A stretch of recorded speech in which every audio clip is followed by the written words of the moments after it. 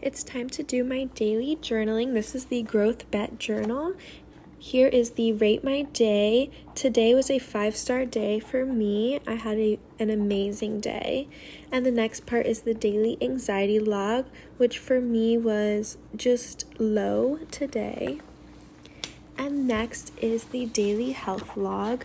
For me, I had a headache today, and my dreams were kind of sad. So I'm doing these sad. And next is the daily tracker. This is for the month of January. I started with the habit tracker. My first one is yoga, which I did remember to do today.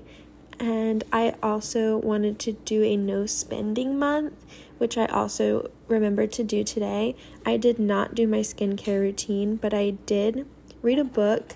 I did cook. And next is the sleep tracker. I went to bed around, 1 a.m. and I woke up at 10 a.m. Next is the step tracker, which I got around 6,000 steps today. And the highlight of my day was that I went for a walk around my neighborhood, which I really enjoy doing. And last but not least is the doodle of the day. Today I did some little violet hearts. I just really love hearts.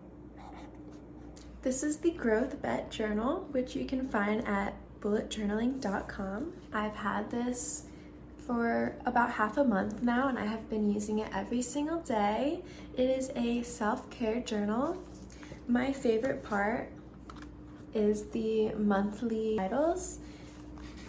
They are themed around each month. I've only done January so far. February has all these little hearts for Valentine's Day.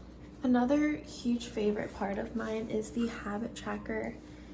It allows you to choose 6 different habits that you want to work on for the month, and you can highlight the days of the week that you actually completed that habit. This journal is a must-have. It has helped me stay on track with the habit tracker. It also allows me to track my sleep, and you can see how your hours of sleep correlate with your mood.